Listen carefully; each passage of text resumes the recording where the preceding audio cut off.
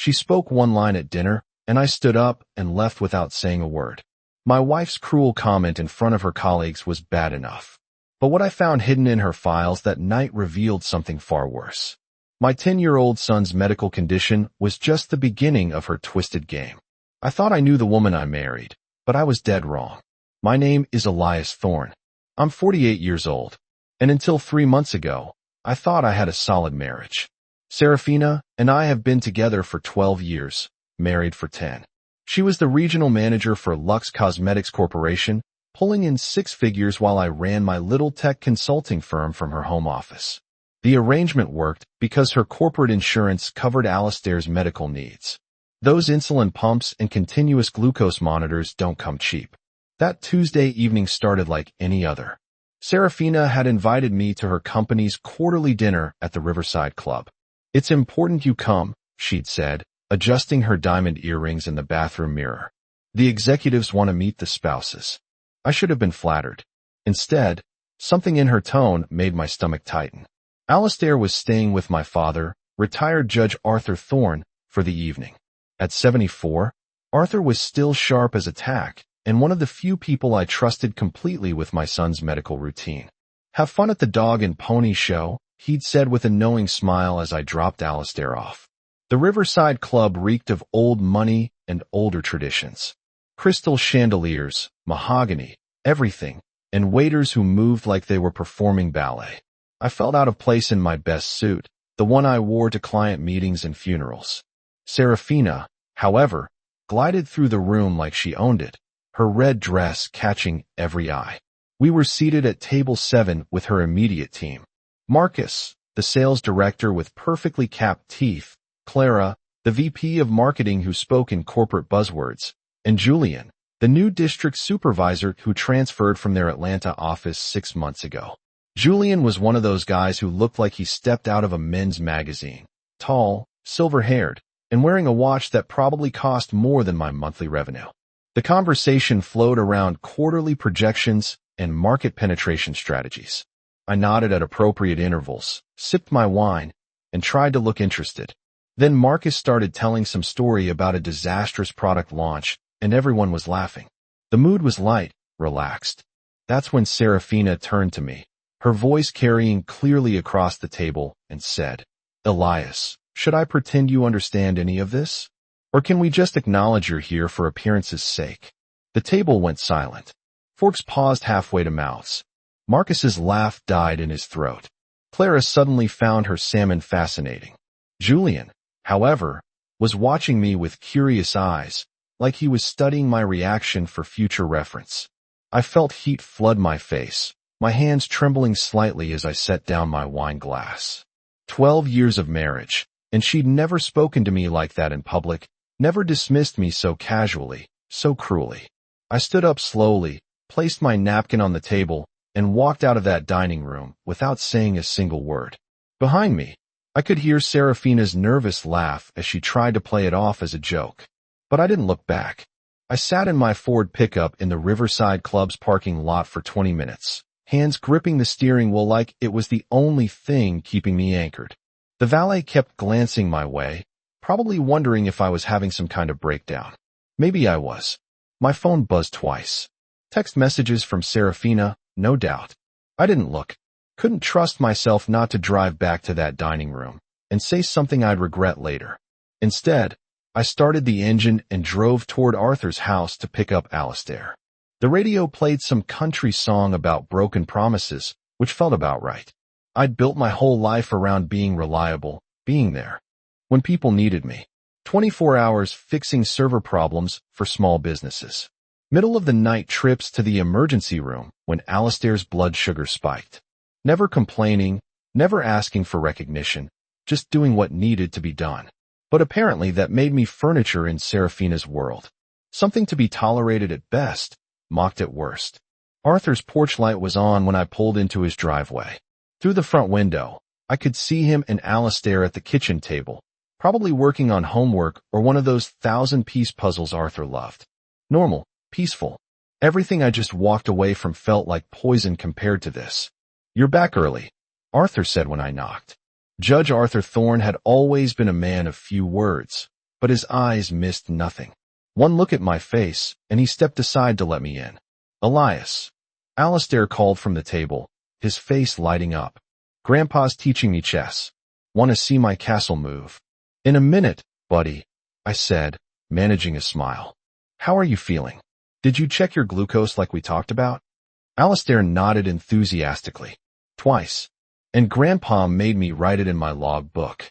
He held up his blood sugar diary, neatly filled out in his careful 10-year-old handwriting.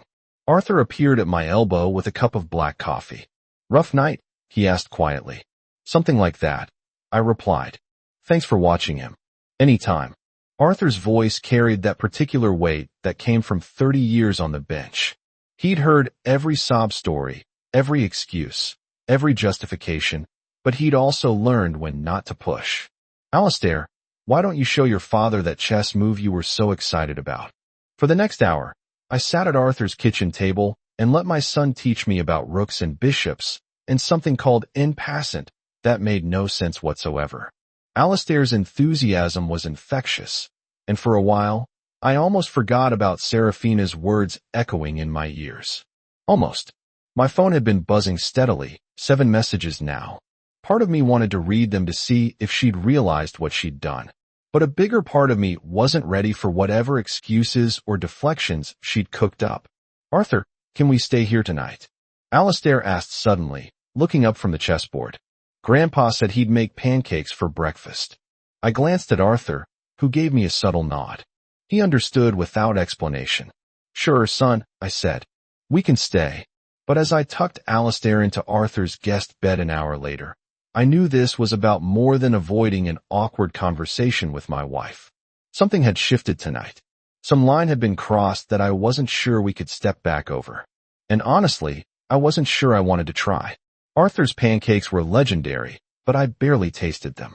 Alistair chattered about his blood sugar readings and asked if we could visit the science museum later. Normal kid stuff, blissfully unaware that his parents' marriage might be falling apart over breakfast.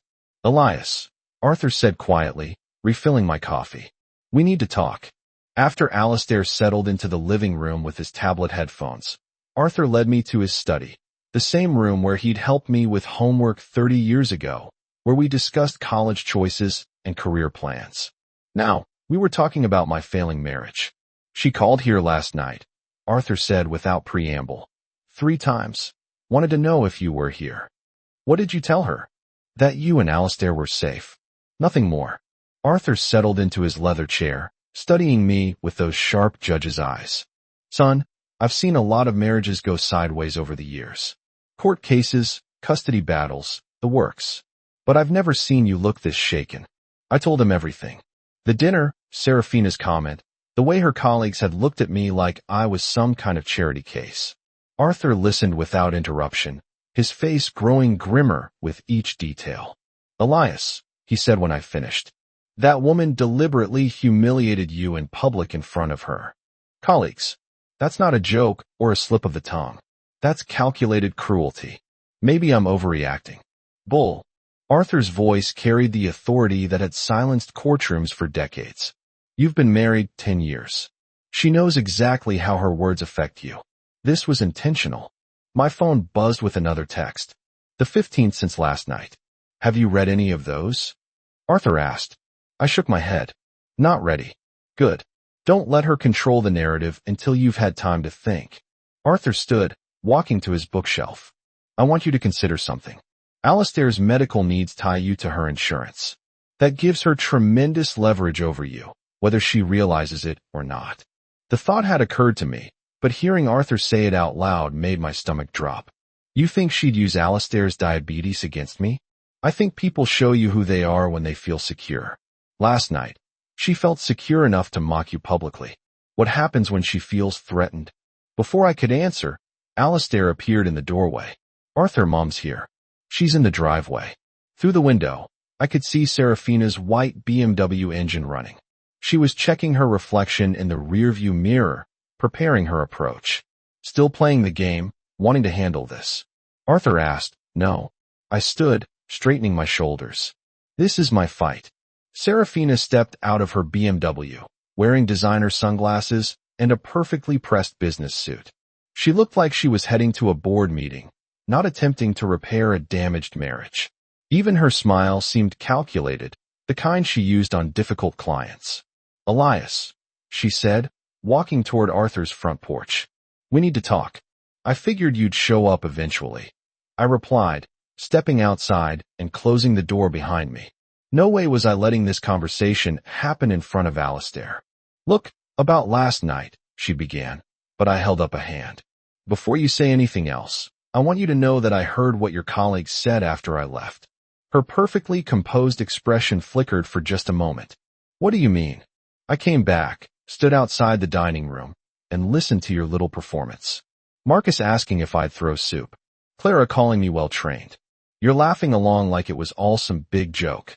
Serafina's jaw tightened. "Elias, you're being overly sensitive. It was just workplace banter." Workplace banter. The words came out harder than I intended. "You publicly humiliated me, then entertained your colleagues by discussing how pathetic your husband is. That's your idea of banter?" "I was trying to lighten the mood after you stormed out like a child," she shot back. "Do you have any idea how embarrassing that was for me? Walking out in the middle of dinner with my entire team watching. Embarrassing for you." I stepped closer, my voice dropping to the tone I used when clients try to blame me for their own IT disasters. "You were embarrassed. Not ashamed of what you said. Not sorry for humiliating me, but embarrassed by my reaction." "Elias, you're twisting this around." "No, Serafina. For the first time in 10 years, I'm seeing it clearly." I pulled out my phone and showed her the screen full of unread messages. 15 texts, not one apology, just excuses and demands that I come home and pretend nothing happened. She removed her sunglasses and I saw something in her eyes I'd never noticed before. Calculation, like she was running through options trying to determine which approach would get her the result she wanted. "Elias, be reasonable," she said, her voice softening into the tone she used when she wanted something. "We have a good life. Alistair needs stability. Your little consulting business depends on the health insurance I provide. Are you really going to throw all that away over one comment?" There it was.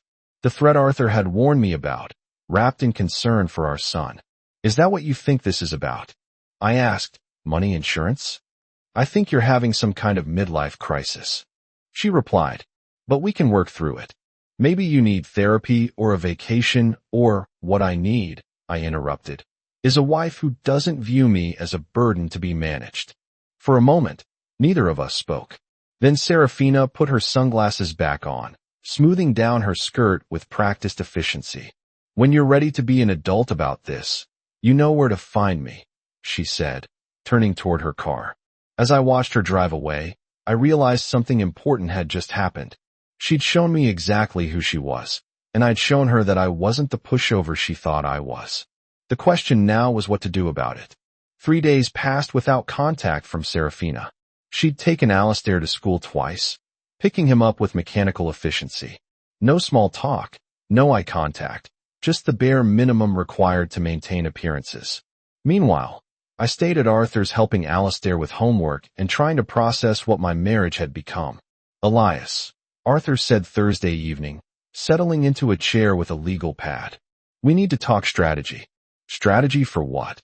"For protecting yourself and that boy." "You think this ends with her saying sorry and promising to do better?" Arthur shook his head. "Son, I've seen this pattern before. She's calculating her next move." That's when I remembered Serafina's work laptop. She'd been using our home network for months, syncing files to our shared cloud storage to work in the house. If she was planning something, there might be traces. "Arthur, can you watch Alistair for a couple hours? I need to check something at the house." The house felt different when I let myself in through the garage. Colder, despite the thermostat reading 72 degrees. Serafina's car wasn't there. Probably working late again, or whatever she called her Thursday night activities. Her laptop was in the kitchen where she always left it, plugged in and humming softly. The password prompt appeared, but I knew she used the same combination for everything. Alistair's birthday plus her initials.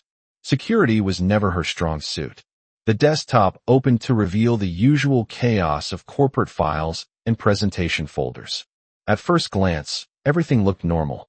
Sales reports, marketing campaigns, team meeting notes. Then I noticed a folder labeled Personal Projects buried in her documents directory. Inside was a spreadsheet titled Financial Overview Q2 Planning. My blood ran cold as I opened it. The document wasn't about Lux Cosmetics. It was about us, our joint accounts, my business income, Alistair's medical expenses, even the equity in our house. Everything itemized and categorized like she was preparing for divorce. One tab was labeled Custody Considerations. My hand started shaking as I clicked it. The spreadsheet detailed Alistair's daily routine, his medical needs, his school schedule, but it wasn't written from a mother's perspective. It read like a legal brief outlining why his father's emotional instability and small business income uncertainty made her the more suitable primary guardian. There were notes about my reaction to the dinner incident, described as volatile and unpredictable. My 3-day absence from home was characterized as abandonment of parental responsibilities, but the final tab made my stomach drop completely. Insurance transition options. She'd researched how to maintain Alistair's medical coverage through COBRA if we divorced, calculating costs and duration limits. She'd even contacted other insurance providers to compare pediatric diabetes coverage. This wasn't spontaneous cruelty or a marriage hitting rough waters. This was premeditated. She'd been planning our divorce while still sharing our bed, using every interaction as evidence for her eventual case. I heard her car in the driveway and quickly closed everything, making sure to clear the browser history. By the time Serafina walked through the front door, I was sitting at the kitchen table with a cup of coffee, looking like I just arrived myself. "Elias," she said, surprised. "I didn't expect you here. It's still my house, Serafina. At least for now." She set down her purse, studying my expression. "Have you been thinking about what I said? About being reasonable?" "Oh, I've been thinking plenty about a lot of things." Something in my tone made her pause. For the first time since that dinner, she looked uncertain. "Elias, if this is about counseling or working things out, it's about protecting my son," I said quietly. "From people who see him as a chess piece instead of a child." Her face went pale, and I knew she understood exactly what I meant. "She what?" Arthur's voice carried the same authority that had intimidated lawyers for 3 decades. I'd printed the most damaging pages from Serafina's spreadsheet, laying them across Arthur's dining table like evidence in a trial. Alistair was upstairs, safely absorbed in his video games and evening insulin routine. "She's been documenting everything," I said. "Every conversation, every decision, every time I've had to leave work for Alistair's medical appointments. She's building a custody case." Arthur studied the papers through his reading glasses, his expression growing darker with each page.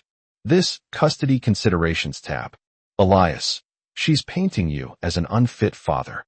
"Based on what? Taking care of my son? Running a business that lets me be available when he needs me?" "Based on narrative control," Arthur replied. "Look at this language.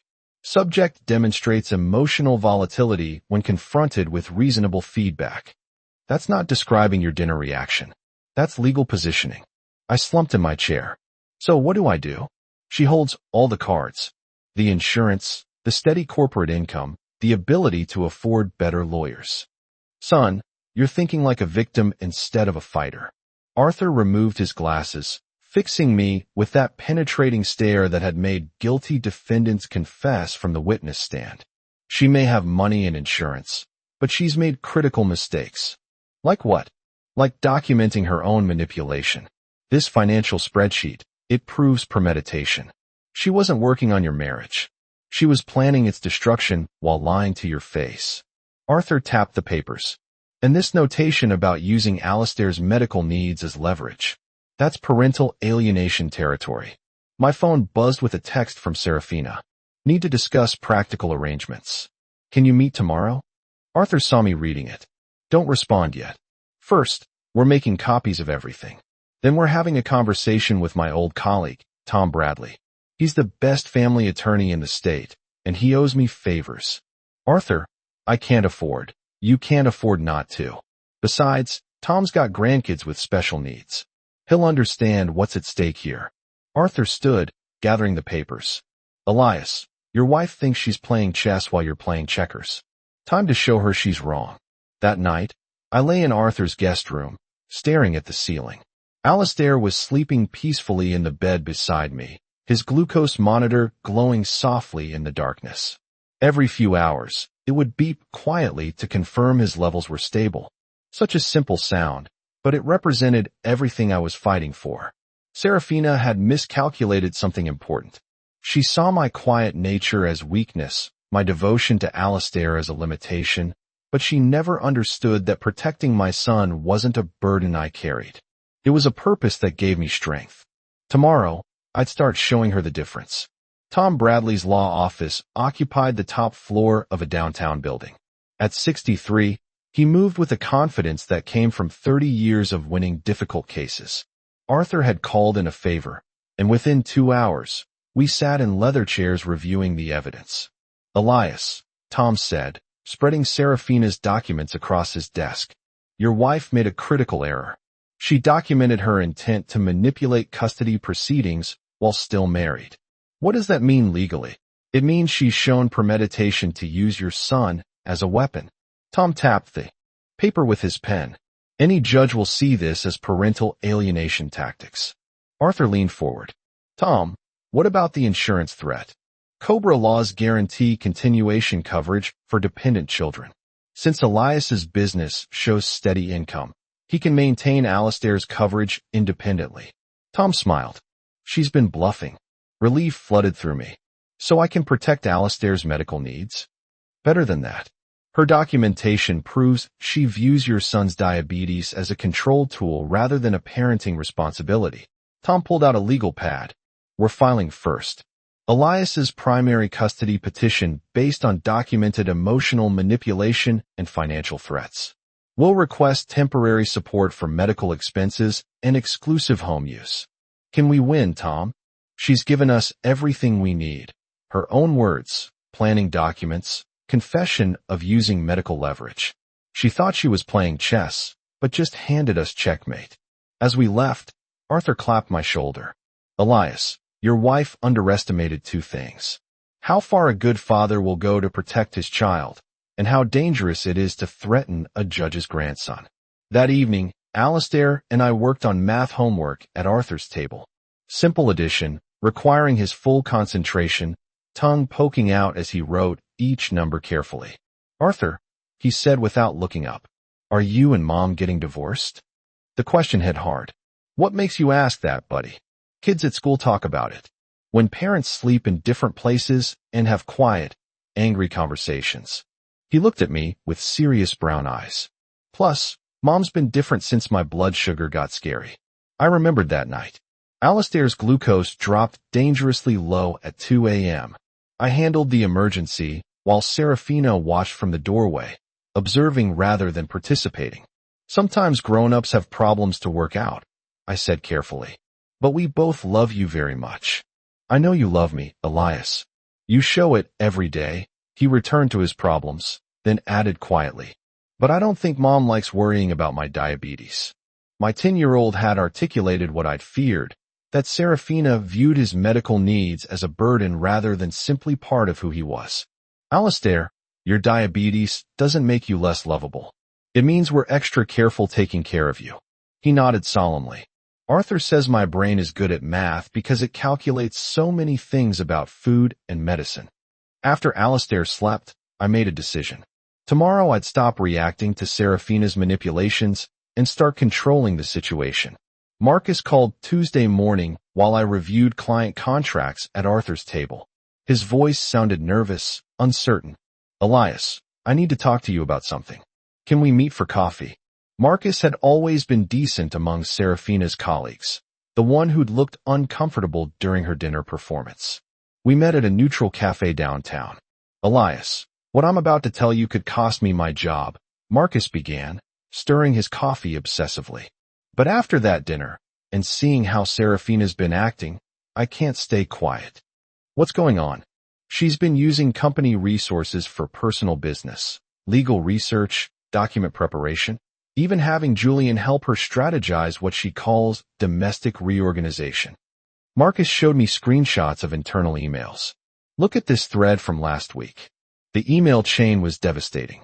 Serafina discussing how to present herself as the stable parent, using company letterhead for character references, planning to relocate with Alistair to Atlanta where Julian had connections.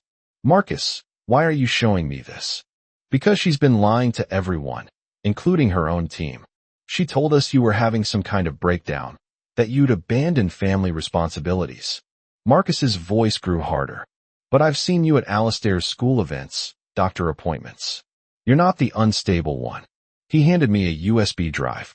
Everything's on here. Email threads, document drafts, even audio. Recordings of strategy sessions where she discussed using Alistair's medical needs as leverage. Audio recordings. Julian has been documenting everything, supposedly for legal protection. But Elias, some of what she says about Alistair. Marcus shook his head. No mother should talk about her child's medical condition like it's a business problem. That afternoon, I listened to the recordings with Tom Bradley. Serafina's voice, clear and calculating, discussing how to position Alistair's diabetes as evidence of the family's need for her corporate stability. How his medical emergencies could be framed as proof of my inability to provide adequate care.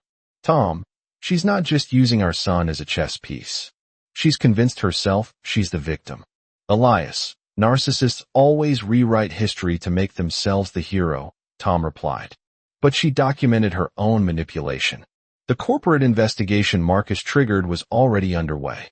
Using company resources for personal legal strategy was grounds for immediate termination. What happens next? Tom smiled grimly. We file tomorrow morning. Full custody petition supported by her own documented evidence. By the time we're done, she'll be facing unemployment and a custody battle simultaneously. That night, I tucked Alistair in bed at Arthur's house, reading our usual bedtime story. As his breathing settled in his sleep, I realized something important had shifted. I wasn't Serafina's victim anymore. I was Alistair's protector, armed with truth and ready to fight. The custody papers were filed Thursday morning. By noon, Serafina's world started crumbling. Tom Bradley had timed everything perfectly. Corporate investigation, custody petition, and financial audit hit simultaneously. Serafina called 17 times that day. I answered none. Friday brought a knock at Arthur's door. Serafina stood there looking haggard. Her usual polish replaced by desperation. Dark circles, wrinkled clothes, shaking hands.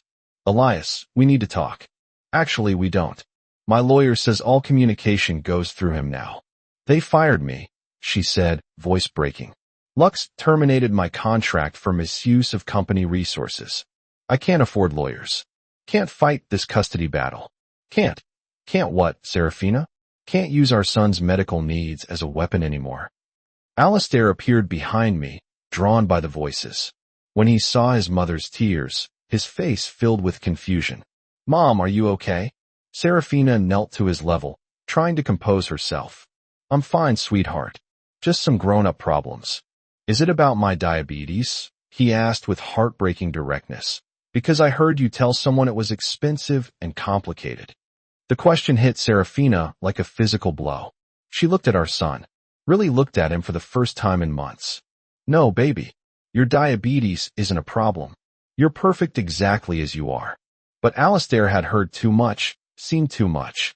He stepped closer to me, taking my hand. Elias takes good care of me, he said simply. He knows all my numbers and makes sure I'm safe. After Serafina left, Arthur and I sat on his back porch while Alistair played in the yard. She's broken, Elias, completely defeated. Good. Maybe now she'll stop trying to destroy our son's life. Tom had already outlined the likely outcome.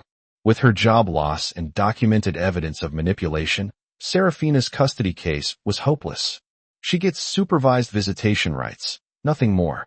Alistair and I start over. New house, fresh beginning. No more walking on eggshells around someone who sees his medical needs as an inconvenience. That evening, I watched Alistair check his glucose levels.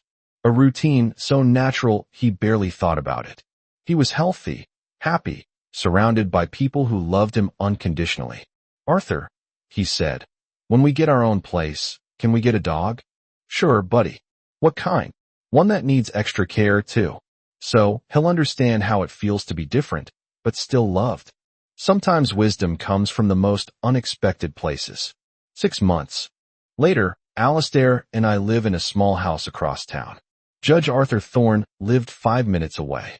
Alistair's new school had an excellent diabetes management program. And yes, we got a 3-legged rescue dog named Charlie. I started a support group for single parents managing children with medical conditions. The first meeting was awkward. 5 parents sharing struggles with diabetes, epilepsy, severe asthma. But as stories emerged, I realized we weren't victims. We were advocates.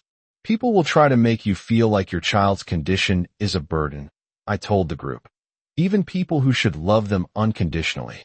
But once you stop accepting that narrative, everything changes. Serafina visited every other weekend under court supervision. She was different now, quieter, more attentive, actually present during their time together. Losing everything had taught her what mattered. You know what's funny? I told Arthur one Sunday while Alistair and Charlie played in our backyard. She tried to use his diabetes against me, but it actually made me a better father. That's the thing about trying to weaponize love, son. It usually backfires. The biggest surprise came when Serafina requested increased visitation time. She'd started therapy, found work at a smaller company, and seemed genuinely interested in understanding Alistair's diabetes management. I want to learn how to properly care for him during overnight visits, she said during a custody review. I realized I was absent before. It took months of supervised visits and diabetes education classes, but eventually Serafina earned overnight privileges. She never became the mother I'd hoped for, but she became present in Alistair's life in ways that mattered. The real victory came when Alistair, now 11, gave a presentation on diabetes awareness to his class. Some people think having diabetes makes you weak, he said confidently. But actually, it makes you stronger because you have to be responsible for your health every day. And it teaches people who love you what real love looks like. After school, I found him helping a younger kid with a broken arm navigate the monkey bars. Why are you helping him? I asked. Because when someone needs extra help, you don't leave them behind. You figure out how to help them succeed. That night, I called Arthur to tell him about the presentation. Sounds like you raised a wise young man, Arthur said. Actually, I think he raised me. Showed me what unconditional love really means. Looking back, I'm grateful for that dinner at the Riverside Club. Not because Serafina humiliated me, but because it forced me to choose between accepting her version of our family or fighting for something better. I chose to fight and won everything that mattered.